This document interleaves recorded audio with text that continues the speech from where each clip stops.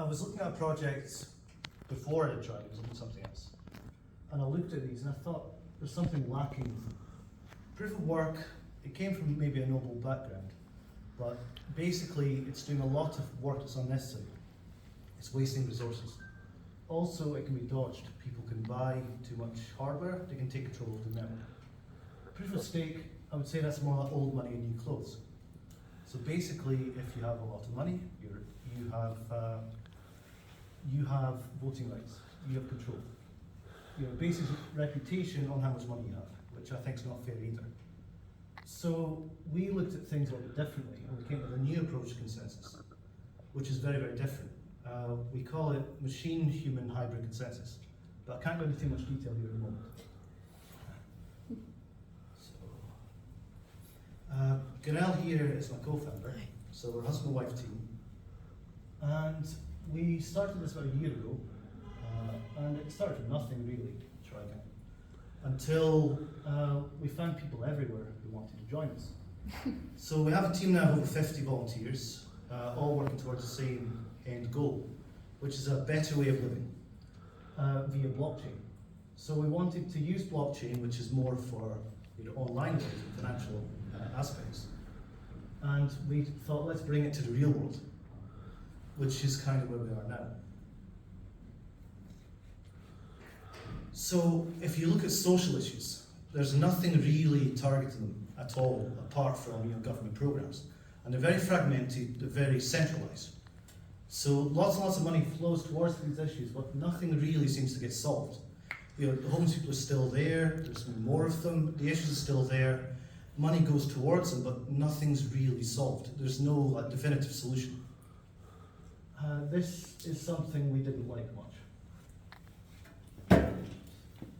So we thought, why don't we try to do blockchain differently? Why don't we find a way to interface it with the real world? And basically that's what we do at Trigan. Our consensus is real world based, so it's real world relevant. And it means that we can actually solve issues which affect everybody, down to even the home or the person who lives inside the house, to the world. And we let people solve these issues themselves. Although we bring in an AI element. So we're coining ourselves as an operating system of smart cities, because people live in urban environments. And our system can run urban environments from every part, from the ground up. We look at blockchain as the data layer of what we're building. So we integrate with sensors, we integrate with people. We do something, we're building something that's very different. It's a novel take on blockchain completely, but it's also a novel take on living.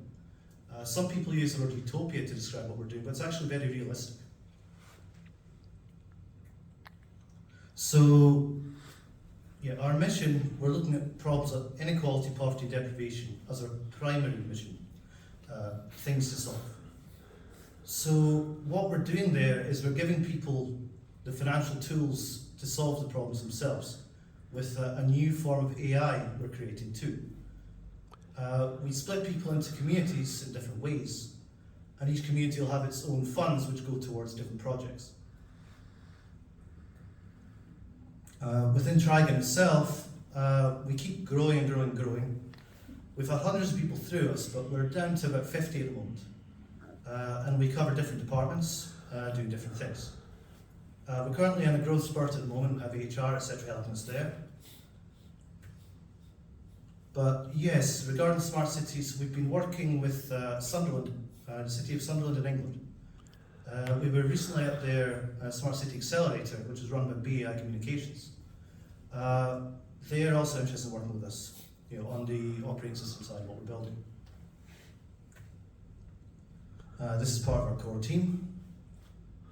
Obviously I'm there, Gunel's there, we have various leads, and we're all working on different things. But yes, what was discussing there, what we described so far, is more like an infrastructure approach. We also have a digital twin side, which is our take on metaverse. So if you think about how you can have sensors, and how sensor data now, it goes everywhere. So you have little islands of data and nobody's really sharing it between themselves so much other than in the public sector. So we thought, well, our incentive mechanism, it's unique in that we can reward pretty much any action. And so sensors themselves, we can actually reward the people who host the sensors too. It could be a company, it could be an individual, it could even be the sensors themselves. But we thought, why don't we take all this data and then put it against time and create like what you call a digital twin of a city. So you can have a digital twin at the community level, which is the people in the city. But then you can have a digital twin at the financial level, you know, the transactions which happen there too. But then you could have it against geolocation. And then you can put all that together and you can start bringing in data from ambulances, from public health, from pollution, from urban planning, etc. And you can start to find different problems and then start to find solutions towards them. That's another part of what we're doing here. So we actually built for the Sunderland Accelerator, we built this in Unreal Engine 5. So that there in the background is a macro digital twin of Sunderland City, which would inform with data, you know, from Sunderland, which is trying to be the smart city in the UK by 2030. What we have off the coast there are our buildings. And within parts of those, we have micro digital twins of Sunderland. So the idea here is, you know, urban planners or even general people themselves could walk through the city and they could see the various issues, you know, visually, but then they could change time. So you could go into the past and you'd be able to see what happened there. Or we could use machine learning and try and look into the future too. So maybe there's some problem that's going to come there that they haven't seen yet. Maybe there's some pressing issue which will become major in 10 years. But they can see it now and they can take steps to address it. And that's the end of our slides. But, I mean, our approach to blockchain is very different to what you usually find.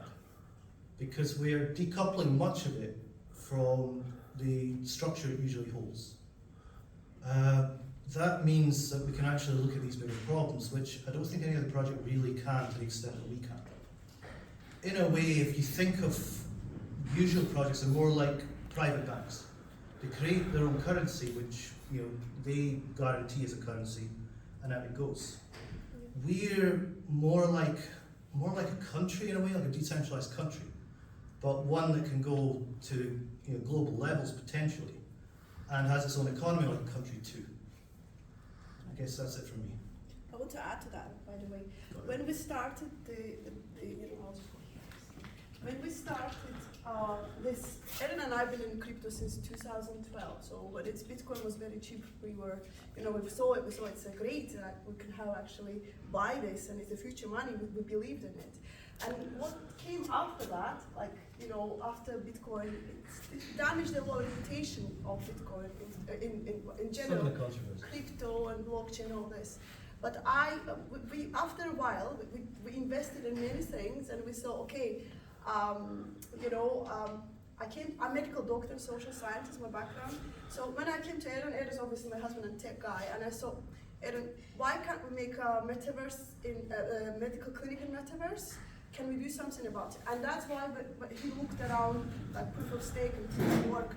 He realized that there's a space for new consensus mechanism, new way of doing things, is blockchain technology, and that's how we began all this, you know, journey. And it's been about a year now. We worked a lot, day and night, really, and a lot of arguments. Of course, we are also a couple, a lot of disagreements on things. Yes, and we have the amazing part, another part of this project is that we have over 50 volunteers working with us in many different, departments. We have marketers, we have front and back end developers. We have blockchain team working on layer one blockchain at the moment. They start coded that. So we are actually, doing great. We have advisors from all over the world want to help us. So the only thing is that I see that in Scotland it's not much known about it. So in Scotland, when you say you're working with blockchain, they're looking at you like something dodgy about you. So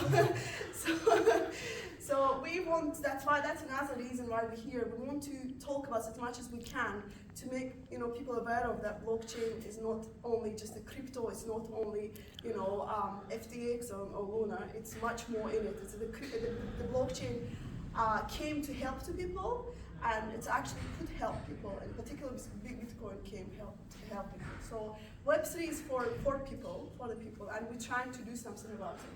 When Aaron mentioned about our mission is about tackle issues like inequality, poverty, and deprivation globally, because it's so much, there's so much we could do with this technology. Thank you so much. I want to just add that. So Aaron. You always have to have the last word. As a wife. Thank you. If you have any questions, please.